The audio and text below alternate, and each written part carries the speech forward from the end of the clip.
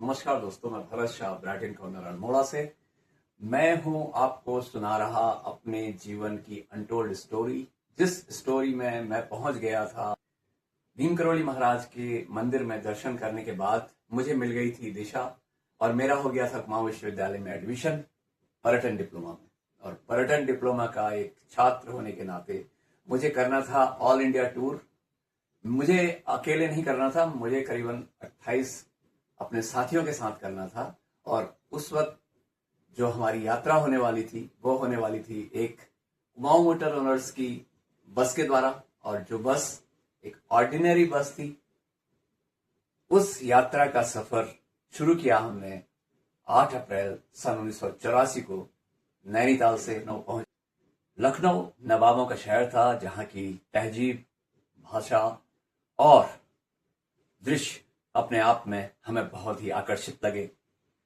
उसके बाद हम पहुंचे बनारस, जो घाटों का शहर था। काशी विश्वनाथ के मंदिर में दर्शन करने के बाद हमने आगे की यात्रा शुरू की और हम पहुंचे सारनाथ। बुद्धिज्म को समझने की कोशिश की। ये महसूस किया कि मूलगंध कुटी बिहार में महात्मा बुद्ध ने किस तरह से अपना ध्यान लगाया था, क्या प्रोसेस रही थी उस तंत्र को समझने के लिए, जिसके चारों ओर एक अलग तरह की डरावनी मूर्तियां बनी हुई थी। किस तरह से ऐसी स्थितियों में बुद्ध कंसंट्रेट करते थे, उन्होंने मनोविचारों के विषय में बतलाया था। और फिर हमारी यात्रा आगे बढ़ी बिहार की ओर। गया में विष्णुपाद मंदिर में हमने दर्शन किए। विष्णुपाद मंदिर की एक विशेषता थी कि वहां पे श्राद्ध हुआ करते थे। वहां के पंडे हम लोगों से कह रहे थे कि आप श्राद्ध कर लो। हमने कहा कि भाई श्राद्ध क्यों करें, तो उन्होंने बतलाया कि नहीं, आप अगर चाहो तो अपना खुद का भी श्राद्ध कर सकते हो। तो ये उस वक्त हमारे लिए बड़ा आश्चर्य का विषय था। लेकिन हिंदुइज्म को समझने के लिए कुछ न कुछ तो महत्वपूर्ण होता ही है और बहुत कुछ इंटरेस्टिंग भी होता है। कोणार्क सूर्य मंदिर के दर्शन किए। पहली बार समुद्र को देखा, बहुत अच्छा लगा। चमकता हुआ समुद्र, खूबसूरत सा सूर्य मंदिर, अद्भुत था। उसके बाद जगन्नाथपुरी, भगवान जगन्नाथ के दर्शन किए। यात्रा फिर आगे बढ़ती रही साउथ की ओर, गोपालपुरम अंसी और मद्रास। तब चेन्नई को मद्रास कहते थे। उसके बाद यात्रा आगे बढ़ते हुए रामेश्वरम होते हुए कन्याकुमारी पहुंची। कन्याकुमारी में तीनों समुद्र मिलते हैं। वो खूबसूरत सा दृश्य आज भी आंखों के अंदर बसा हुआ है। तीनों समुद्रों का कलर अलग अलग था। फिर वहां से आगे यात्रा की कोवलम की ब्लैक सैंड। हमें लगा कि बस आराम करने के लिए यही जगह सबसे सुंदर है, और हम उस रेत में काफी देर तक खेलते रहे। उसके बाद आगे बढ़ी यात्रा। कोचीन होते हुए हम लोग आगे बढ़े, जोग फॉल्स देखा, गोवा पहुंचे। गोवा की शामें तो बहुत ही सुंदर होती थी। डोनापोला और अंजना बीच और अगोडा, बहुत कुछ समंदर को नजदीक से देखने का मौका मिला। उसके बाद जब बॉम्बे पहुंचे तो उस वक्त भी बॉम्बे में इतनी भीड़ होती थी कि हमारे ड्राइवरों ने गाड़ी चलाने से मना कर दिया। एक जगह गाड़ी खड़ी की गई, फिर हम वहां लोकल बस में घूमे। बॉम्बे वास्तव में एक अलग सा अनुभव दे रहा था। वहां पे हर आदमी व्यस्त नजर आ रहा था और हम लोग पहाड़ से समझ रहे थे इस व्यस्तता को कि आखिर ये लोग किसकी दौड़ में इतना भाग रहे हैं, जिसका पता हमें बहुत बाद में चला। बॉम्बे के बाद औरंगाबाद, अजंता अलोरा की गुफाएं, पत्थर पर की गई खूबसूरत कारीगरी, वो अद्भुत दर्शन हमने किए। फिर ग्वालियर पहुंचे। ग्वालियर से हम लोग जब आगरा आ रहे थे तो हमारी गाड़ी के ऊपर किसी ने चलती हुई ट्रक से रॉड का एक छोटा सा टुकड़ा फेंका, जिससे जो गैस का बना हुआ शीशा था वो टूट गया और हमारे ड्राइवर की नाक में लगा। शुक्र है कि ड्राइवर ने अपनी चोट की परवाह न करते हुए भी गाड़ी अच्छी तरह से रोक ली और सकुशल हम सभी लोग एक्सीडेंट होने से बच गए। उसके बाद हम दिल्ली पहुंचे। दिल्ली घूमने के बाद वापस नैनीताल तो इस तरह की यात्रा जो इंडिया टूर की थी वो एक बहुत अच्छी यात्रा थी, जिसने बहुत कुछ सिखलाया कि देश को किस तरह से समझा जा सकता है। विभिन्न संस्कृतियों को समझने का मौका मिला, विभिन्न लोगों को देखने का मौका मिला, और काफी समय तक उस गाड़ी का सुरूर शरीर पर छाया रहा। कई बार तो सोते सोते ऐसा लगता था कि हम अभी गाड़ी में चल ही रहे हैं। तो बहुत अच्छा अनुभव था। तो ये यात्रा एक बहुत बड़ी सीख दे गई थी, और एक शरीर के अंदर एक पर्यटन के प्रति इसने एक ऊर्जा का काम किया था, और पर्यटन में रुचि बढ़ती ही जा रही थी। पर्यटन के इस डिप्लोमा के दौरान एक प्रोजेक्ट और भी था, जिसमें कुमाऊं मंडल विकास निगम की एक यूनिट जो कि सुखाताल थी, उसमें काम करने का मौका मिला, जिसमें रिसेप्शन को समझना था, मैनेजमेंट को समझना था, कैटरिंग को समझना था, और हाउसकीपिंग को समझना था, और उसकी एक छोटी सी प्रोजेक्ट बना के सबमिट करनी थी।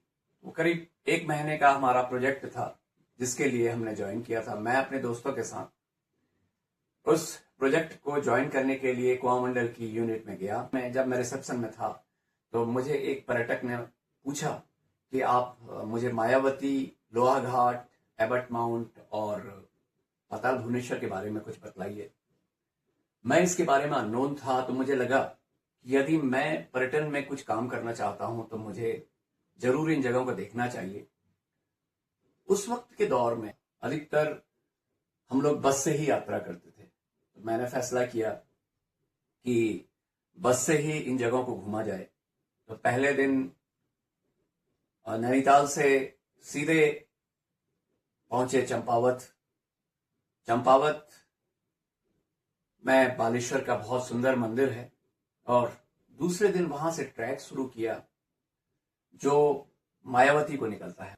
वो एक बहुत ही खूबसूरत लोकेशन पे है। वहां पे धर्मार्थ चिकित्सालय भी चलता है, और जो लोग मेडिटेशन करने के लिए आते हैं अद्वैत के, तो वो लोग भी वहां बैठ के ध्यान करते हैं।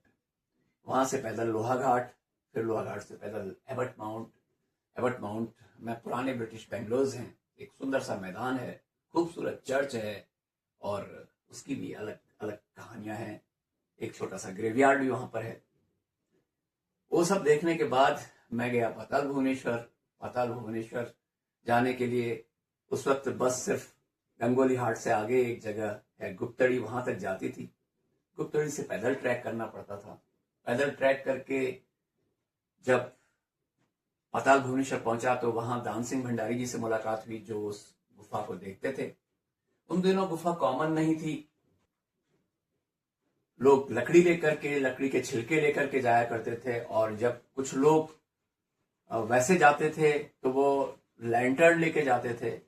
और वहां हमने देखी प्रकृति के अद्भुत करिश्मे, प्रकृति का अद्भुत चमत्कार, शिव जी की बड़ी बड़ी जटाएं, और उसके नीचे एक अद्भुत देवी देवताओं का संसार।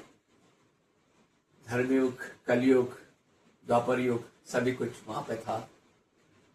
काल भैरव की जीप थी, तो शेषनाग की रीढ़ की हड्डी थी। ये सब कहानियां बनाई गई थी। वहां के प्राकृतिक जो चट्टानों से बनी हुई आकृतियां थी, उनको किंवदंती के रूप में बतलाया जाता था। ये सब देखने के बाद जब वापस वहां से लौटे तो बारिश काफी तेज हो चली थी। दान सिंह भंडारी जी से रिक्वेस्ट की कि शाम को आपके यहाँ रुकते हैं, तो उन्होंने भी एक छोटा सा कमरा हमें रहने के लिए दिया। और जब रात उस कमरे में रुके तो उन्होंने खिचड़ी खिलाई, जिसमें लोकल स्थानीय घी का प्रयोग किया गया था। वह उसका टेस्ट आज भी याद आता है।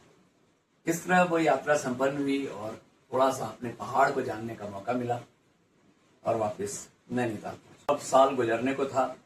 ये 1 ही साल का डिप्लोमा होता था, और ऐसा लगा कि बहुत जल्दी ये समय व्यतीत हो गया है।